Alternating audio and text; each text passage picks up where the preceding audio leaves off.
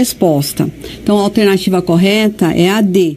Cerca de 25% desses produtos aumentaram de preço em mais de 25%. Isso significa que não podemos afirmar essa afirmativa, ok? Dentro as demais, a A, B, a C e a E estão corretas.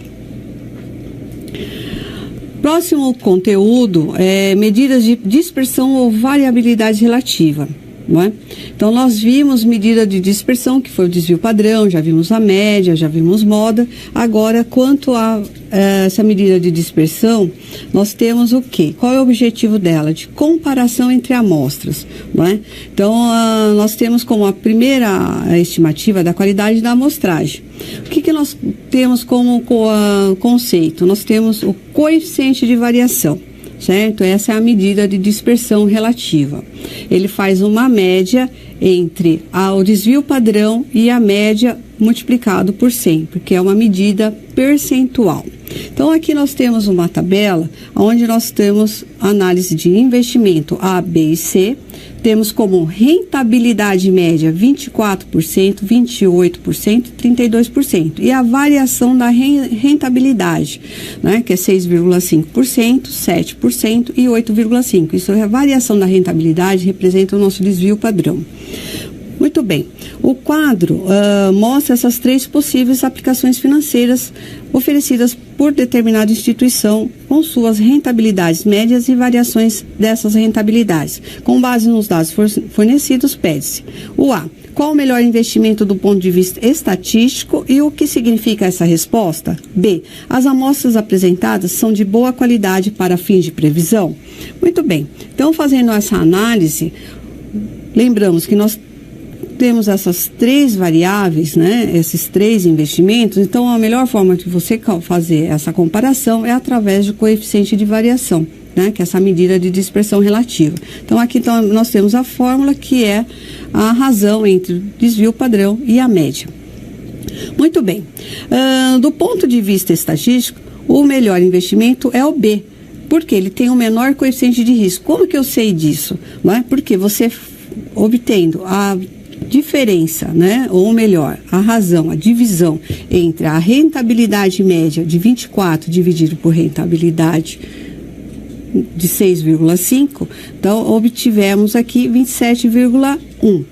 Na B, nós temos a divisão do desvio padrão, ou a variação da rentabilidade de 7 por 28, nós vamos chegar no resultado de 25. E no C, 8,5 por 32, temos 26,6. Então, como que nós sabemos que realmente é o B? Porque ele que tem a menor coeficiente de variação. Então, essa análise entre duas ou mais variáveis, nós vamos, sempre quem tiver o menor risco, vai ser o que tiver menor coeficiente de variação. Quanto às amostras apresentam a qualidade estimativa apenas razoável, porque ela está entre 15% e 30%. Quanto ao comportamento das distribuições de frequências, o que representa isso? Esse comportamento esperado podem ser deformações reais, não é?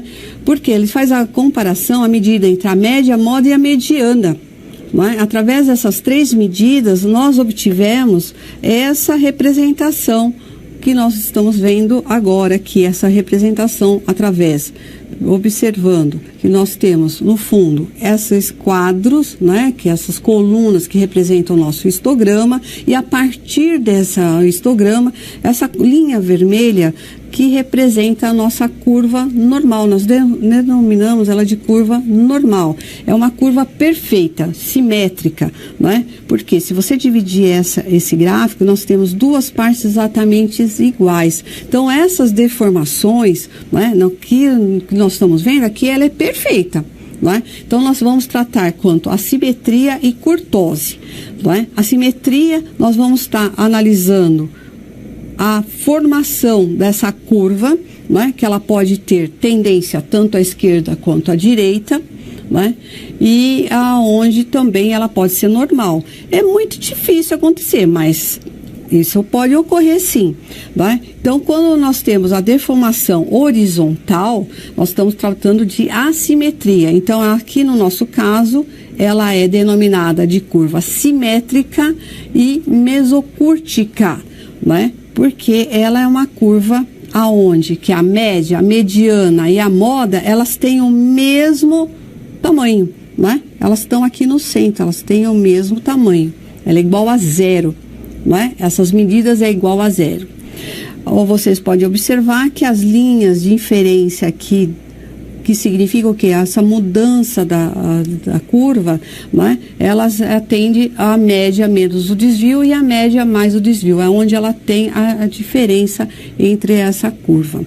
Portanto, a coeficiente de assimetria, ele é obtido através dessa relação, dessa fórmula, onde a média menos a mediana sobre o desvio padrão.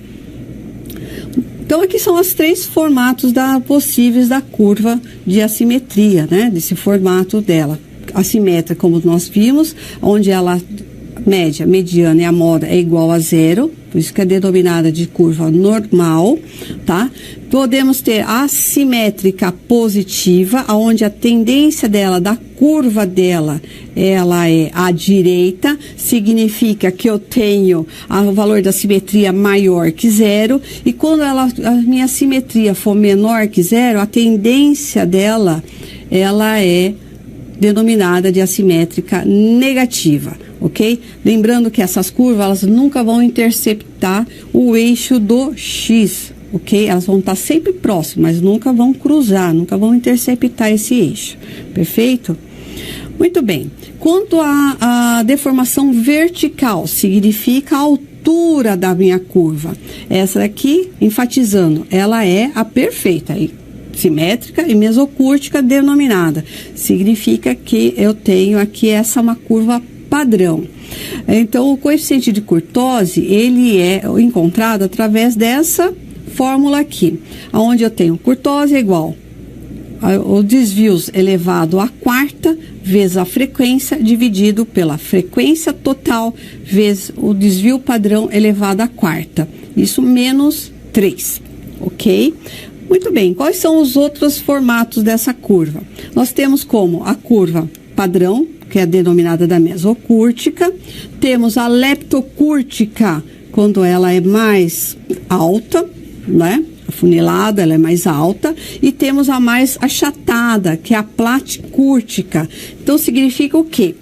Lembrando, a mesocúrtica, quando o K, o coeficiente de curtose, vai ser igual a zero. A leptocúrtica, a mais alta, quando o meu coeficiente de curtose vai ser maior que zero. E a platicúrtica, quando o meu coeficiente de curtose vai ser menor que zero. Vamos ver um exemplo. Uma empresa fez um estudo de desempenho do seu departamento de pós-vendas, com uma amostra de consumidores que deveriam atribuir notas ao atendimento que receberam.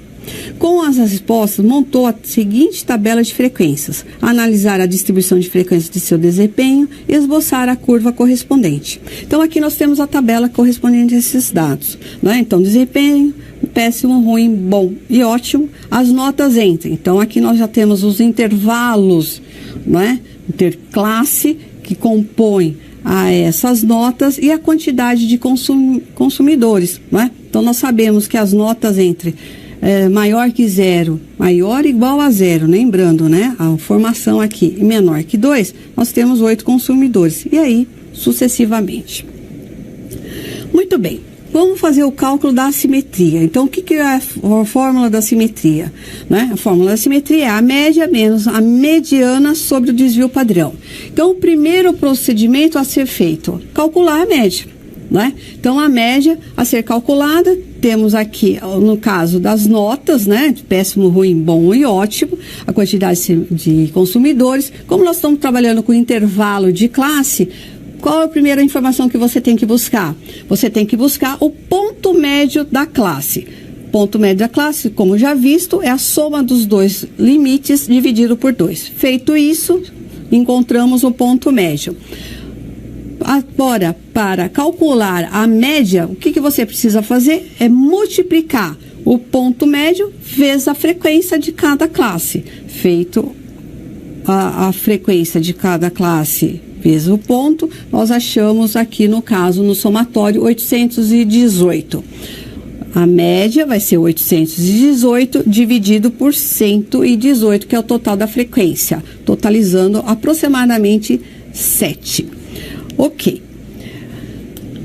Continuando, então nós temos a média, precisamos da informação agora da mediana. Para mediana, encontramos primeiro o quê? Aonde está localizada a mediana, certo? Localizamos a mediana através da nossa fórmula, que é o N mais 1 dividido por 2. Então, a posição da mediana, ela está representada através da frequência acumulada. Então, a nossa mediana, ela está aqui na terceira classe, na classe do bom, não é? Ela está aqui representada, então ela tem que dar dentro desse intervalo. Aplicamos a nossa fórmula, que já conhecida, vamos chegar no resultado de 7,2. Ela está dentro desse resultado aqui, 7,2. Então, já temos a média como 7, temos a mediana como 7,2. Ainda faltando o desvio padrão. Então, o desvio padrão, nós sabemos, primeiro, que o desvio padrão é o somatório dos desvios vezes a frequência, no nosso caso, né, dividido pela N-1. Calculamos o desvio, lembrando, primeiro, que você tem que calcular a média, que você já tem em mãos, então é 7 menos a frequência, que é 8, ou melhor, que é o ponto aqui de classe, né, 7 menos 1, o desvio é 6, 7 menos 4, 3, 7 menos 7 dá 0, e aí calculamos o quadrado desses desvios, certo? Obtivemos o resultado de 717,6 e, fazendo aqui a operação, chegaremos no resultado de 2,5. Então, 2,5 é o distanciamento entre essas notas, esses pontos desse bom, ruim, né? Ótimo que nós temos, ok? Agora é possível você calcular o coeficiente de assimetria. Você vai fazendo a substituição na forma. Então, nós temos a média 7, a mediana 7,2 e o desvio 2,5. Fazendo essa operação, chegamos em menos 0,08. Então, obtivemos uma assimetria negativa, certo? Aonde que nós temos a tendência dela, já identificamos. Então, ela é uma assimetria negativa fraca. Agora, quanto à análise de curtose. Então, a curtose é o somatório do desvio elevado à quarta vezes a frequência sobre a frequência total vezes o desvio elevado à quarta, menos 3. Novamente, nós já temos os resultados dos desvios. Agora, fazemos o quê? Vamos elevar esses desvios à quarta, ok? Da mesma forma, na simetria levamos ao quadrado, no caso da curtose elevamos à quarta. Então, vamos elevar à quarta, certo? Procedemos aqui o produto vezes a frequência, depois a frequência total vezes o desvio padrão elevado à quarta. Esse resultado me deu 2,94 menos 3, resultando em menos 0,06. Resultado de uma curva platicúrtica, ok? Sendo assim, a visão gráfica dessa curva platicúrtica. Então, nós temos aqui no caso, como nós temos uma curtose negativa, ela é abaixo, né, menor que 0, então a platicúrtica é uma curva mais achatada. Perfeito? Sendo assim, nós vamos lá para a nossa interatividade. Uma distribuição apresentou os seguintes coeficientes: a simetria igual a 0,86 e a curtose igual a menos 1,8. Qual dos gráficos a seguir em relação à curva padrão corresponde à distribuição? Então, aí nós temos a curva A, né, que ela está